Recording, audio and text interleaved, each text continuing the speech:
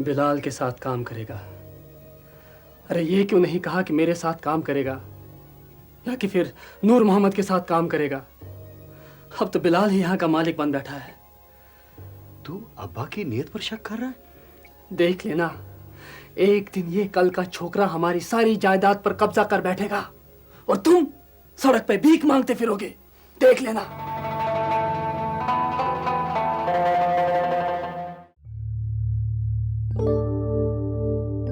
मुश्ताक पास हो गया, लेकिन मैं देखती हूँ कि तुम कुछ खुश नहीं हुए। नहीं अजी,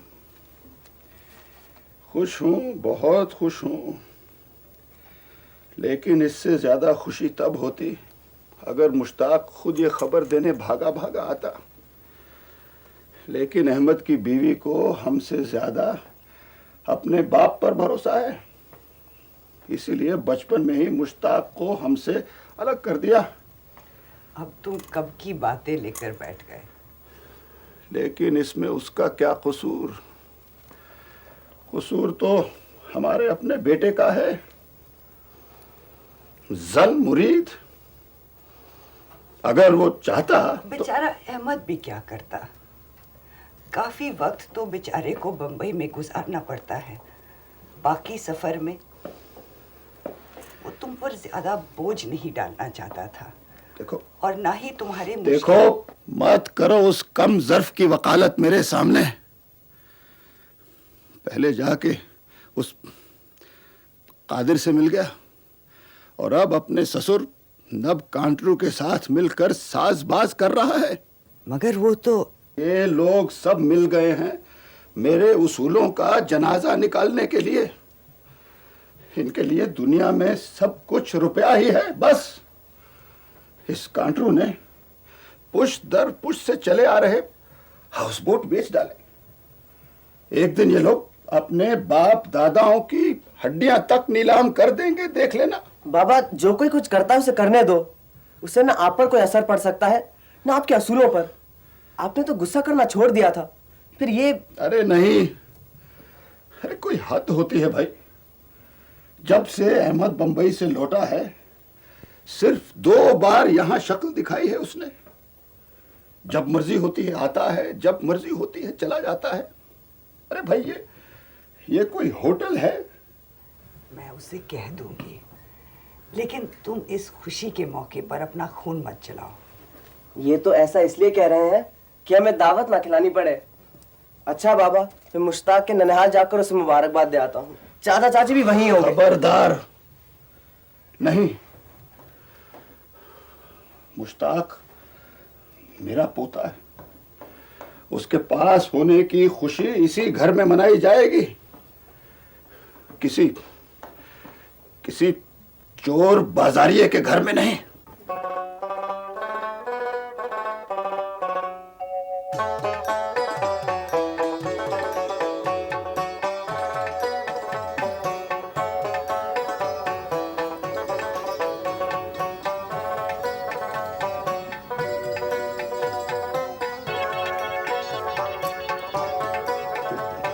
आप लोग चाय पीजिए।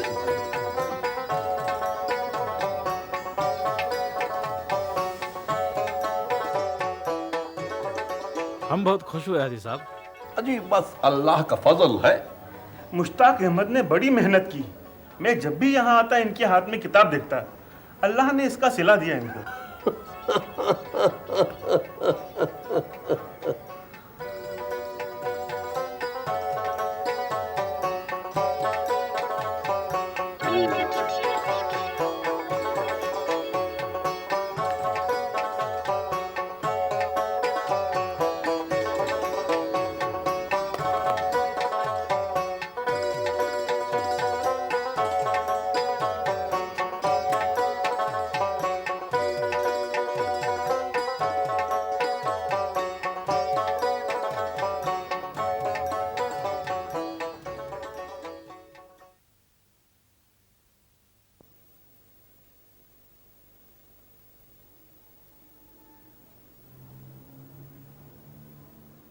किस सोच में गुम है कालीनों का सौदागर। अरे भाई सौदागर साहब, यहाँ आकर बैठिए हमारे नजदीक। लगता है हमारे दामाद साहब हमारे नवासे की कामयाबी पर खुश नहीं हैं। आप भी कैसी बातें करते हैं? नहीं अबू, ऐसी बात नहीं है। वैसे अगर मुश्ताक फर्स्ट डिवीजन में पास होता तो वाकई खुशी की बात थी। अब बिलाल न तो फर्स्ट डिवीजन में पास हुआ बल्कि उसने फर्स्ट पोजीशन भी हासिल की। अब मैं अब्बा को क्या मुंह दिखाऊंगा? अरे इसने कौन सी नौकरी करनी है? डिवीजन की बजाय इसके मुस्तकबिल की फिक्र करो। उस सिलसिले में तो अब्बा से मशवरा करना होगा। क्या कहा? हाँ हाँ, उसी के पास जाओ और उसके खोखले उसूलों से इस बच्चे का पेट भरो। ऊंचे उसूल! अरे एक एक बेटा तो उसके हाथ से निकला जा रहा है और वो है कि अभी तक अपने उन्हीं दकियानूसी उसूलों की लाश से चिपटा बैठा है। अबू, आप तो न जाने मुझे क्या क्या कहते रहते हैं। हाँ हाँ, मैं सठिया गया हूं। जाओ जाओ, उसी के पास जाओ। मैं होता कौन हूं? मैंने किया क्या है इस बच्चे के लिए? अरे बचपन से अपना खून पिलाया है और अब जब वो बालिग हो गया तो तुम अपने बाप का हक जताने के लिए खड़े हुए। आखिर पोता है ये उसका। और इसके फ्यूचर के बारे में मैं अब्बा से मशवरा किए बगैर कुछ नहीं कर सकता। लेकिन अब्बू, उनकी राय लेने में हर्ज क्या है? तो तुम भी अब यही कहोगे? अब दफा हो जाओ, अब मैं कहता हूं दफा हो जाओ यहां से।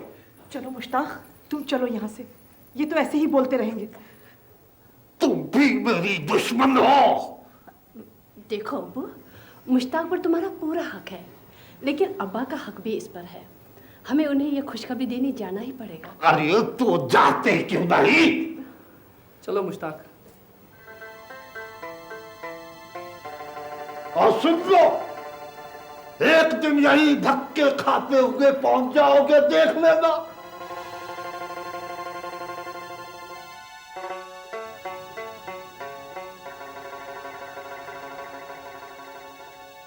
एहसान फरामोश।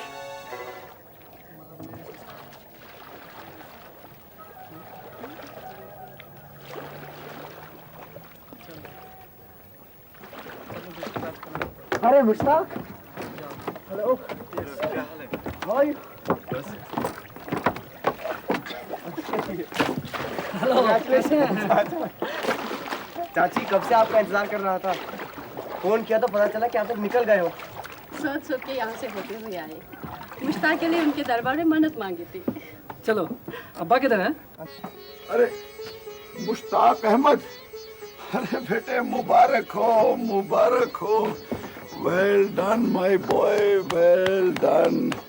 मुझे अपने पोतों पे नाज है। I am proud of you, proud of you. चलो यहीं बैठते हैं। नहीं अब्बा, पहले हम मौजी को ये खुशखबरी दे देंगे। अरे उसे भी यहीं बुला लेंगे। आओ चलो चलो। अरे वेल डन, वेल, बहुत खुश हूँ। बैठो, यहीं बैठते हैं। वो डूंगे में जगह कम होगी। बैठो बैठो बेटे।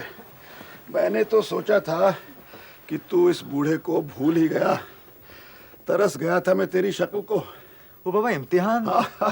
गलती मेरी है। मैं भूल गया था कि तू अपने इम्तिहानों में मसरूफ है। देखो देखो, खुदगर्जी मेरी है। कसूर तो मेरा है बाबा। अब मुझे यहाँ आना चाहिए था। बिलाल, वो सब बावर्ची खाने में होंगे। सबको यहीं बुला ला। उनसे कह के मुश्ताक साहब आए हैं और कामयाब होके आए हैं। बेटे, बहुत खुश हूं मैं कि तू खुद ये खबर देने आया। सारे गिले शिकवे दूर हो गए, लेकिन तूने बड़ी मेहनत की होगी। कमजोर लग रहा है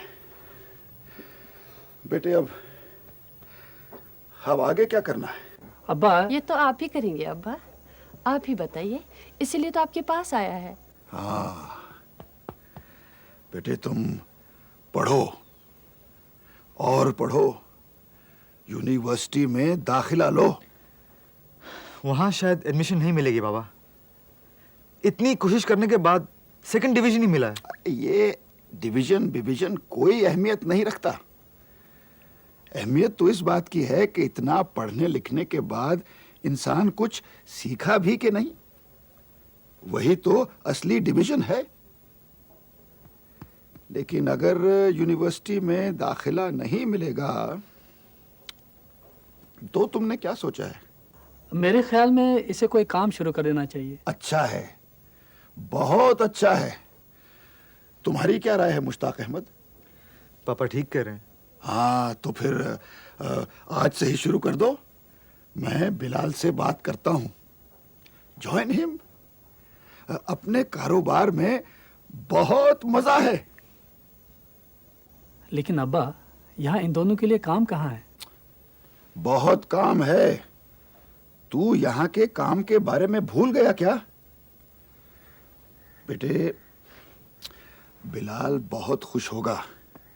उसे एक मददगार मिल जाएगा। तू जब काम शुरू करना चाहे कर दे। ये तेरा अपना कारोबार है, योर ओन ट्रेड। तो फिर काम के लिए दूसरों के सामने क्यों हाथ फैलाएं?